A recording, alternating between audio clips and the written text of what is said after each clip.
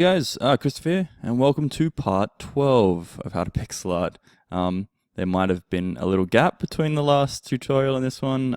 Yeah, I noticed. Just, a short year, no small amount of time. Anyway, I've obviously been heaps busy making Dungeon League and all that business. But I've come back. I've come back to do a few tutorials.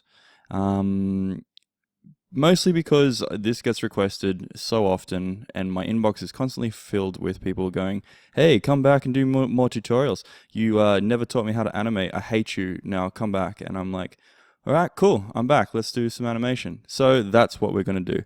We're going to cover animation, at least for now. I don't know. I don't have anything planned after that, but we'll do that for now. So let's start up a new project. We'll go tiled.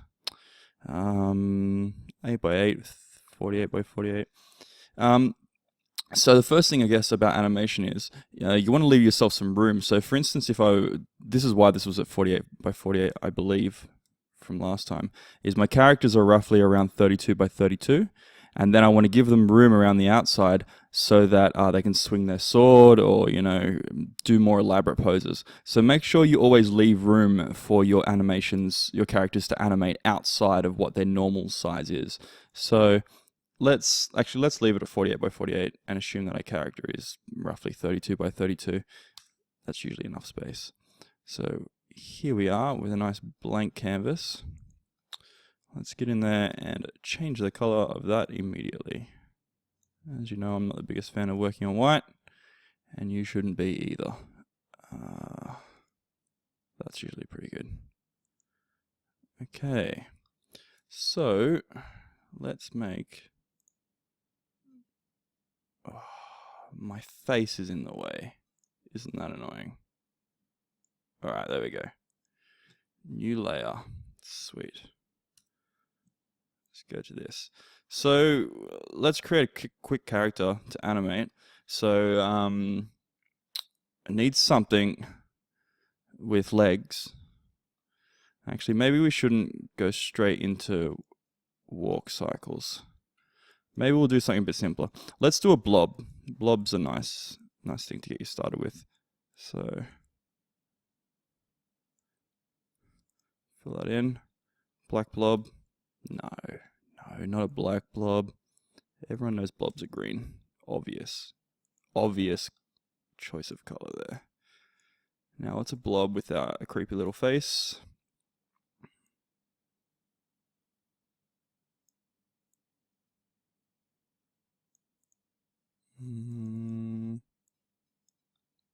Looking okay. Fix those eyes up a bit. Gives us a bit more room. Get those up. Now, if you don't know the shortcuts that I'm using and stuff, then go back and watch the other tutorials. You should know this stuff by now.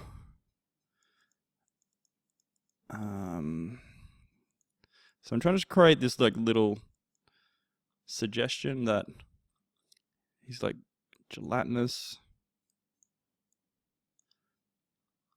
Doesn't look so good. I don't want to get too caught up in this. I spent so much time designing stuff. I mean, in the real world, when you're actually designing your characters and stuff, you should spend lots of time on them because it really shows.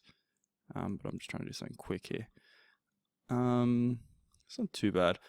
Maybe I'll go get a darker green. Let's go here.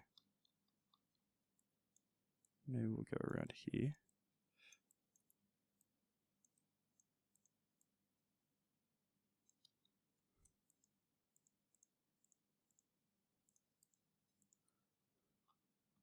That's not too bad. That should really be a bit brighter though. Maybe a bit more green as well. Nah, more yellow. I had it right. Okay, so that'll be our blob. So, let's make him bounce. Let's get into the center there.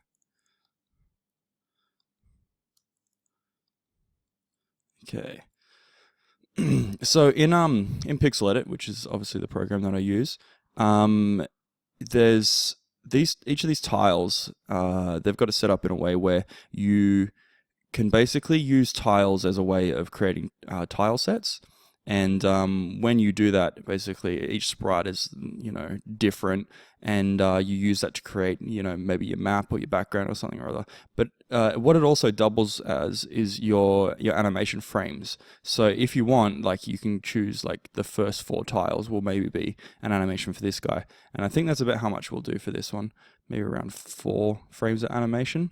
I guess something to keep in mind as well when you first start doing animation is that usually more frames looks better, but you always want to try, especially in game development world, you want to try to get away with as few frames as you can, mostly because it takes a lot of time to animate, so you're always looking for kind of the quickest way that looks the best, and you're trying to find a balance between the two. As a rule of thumb, the more frames you have, usually that action that you're animating takes longer. So if something is really fast, it shouldn't have lots of frames. For instance, like a gun firing should only have like 1 frame or something or other. Just because that's a quick action, like, a gun fires and it kicks back and it happens, human eye doesn't really even register most of what goes on there because it happens too fast. So you got to keep that in mind. When you do something slow, it has more frames. Something fast has less. So to start your animation, you go into this pane here and you click on this one, and then it creates an animation for you. This is animation 1. You can see that over here, this playback started blinking. If it doesn't start straight away for you, this is just pause and play, just here. And the reason why it's blinking is because you can see here, this blue one indicates the start, and this orange one indicates the end. So it's animating between these 4 frames. So obviously it's going on, off, off, off. If we go in here, you can set all this stuff. You can change the name of it, and let's change this to Blobby the Blob. Yep. And 1, 2, 3, 4. 4 frames will do. So let's go here. Now I've just double clicked that, and then I've hit Apple C, and then I'm just going to paste these in across here. And now we have, it's animating, but it's not actually doing anything because these frames are all the same. So let's get him to go up, and up again, and now he's starting to have a little bit of a bounce to him. Obviously, it looks terrible at this stage, but we're going to start fixing that. So, to make stuff look bouncy, what you wanted to do is when it lands, it expands out sideways. So it goes, and then when it goes up, it contracts in. Now, if you bounce a ball and you watch it back with like a slow-mo camera, you'll actually see this in real life. It's something that does actually happen to objects. It's very quick, like when you do it with a ball and whatnot, so your eye doesn't register as much. But using these things in pixel art, you exaggerate them. Almost everything you animate in pixel art, especially when it's like sort of low res like this, you want to exaggerate it because you don't, subtlety gets kind of lost when you're animating. So everything's got to be like exaggerated, over exaggerated. So that's what we're going to do. Let's go here and move this one just up a bit.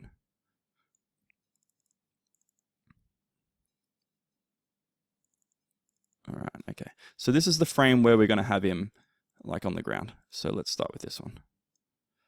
I'm going to move this down. This kind of out a bit, I think. This one out a bit too.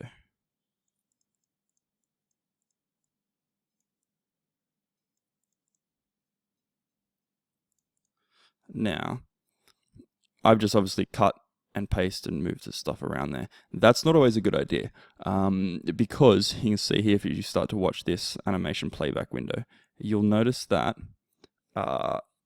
you can start to see that ripple. So eyes pick up on stuff like that. When a whole section has been moved, it doesn't look right. It looks like you have actually cut it and pasted, and it gets these like little ripple tears. So what you want to do, you always want to go over and just draw in like what might have not, what you would have just cut and paste before. So you want to draw just so it looks different. Now, a bit more to it. So let's move this guy in a bit. This guy in a bit. So he's getting a bit of a wobble to him now. Move this one in as well. Similar to that one.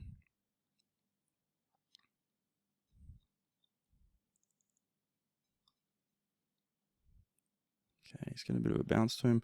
Might even expand this out even more. Really get him blobbing down. Blobbing down. That is definitely a doing word. Alright. I'm going to cut that one off. Stretch his mouth out a little bit.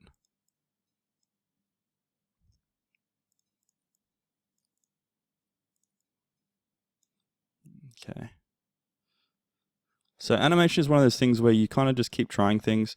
As you get better, you start to have a natural sort of idea of whether or not things are going to work and how you should go about things. But to this day and age, I still try things, and sometimes when I think they're going to look good and they look terrible, and then I have to like figure out why it looks terrible.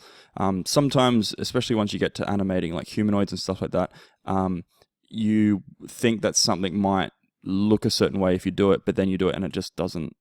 It looks like they're spazzing out or something. It doesn't actually look right at all, or not even natural. Okay, so that's a pretty good start, I think. Let's add a little drop shadow in here, and that'll actually help with giving a sensation of height with him. So let's go here. Actually, just go black. Go here.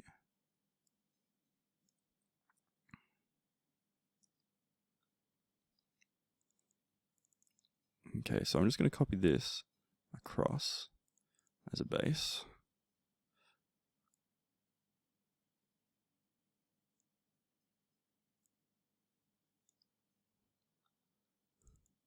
That's probably a bit too big. Alright, let's just bring this in a bit. Just take a pixel off the edge. And another one, I think, as well.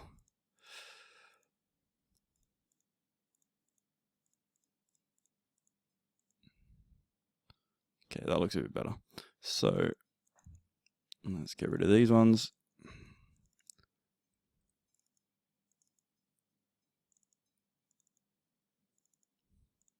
Okay, that's pretty good. So now he's bouncing on the spot. Now, if you want to give the sensation of height, as things go up, their shadow gets smaller, and it also gets blurrier. But it's up to you if you want to add that effect or not. I'll leave it off in this one because I know what it looks like. It looks okay, but yeah, I prefer to keep things cleaner.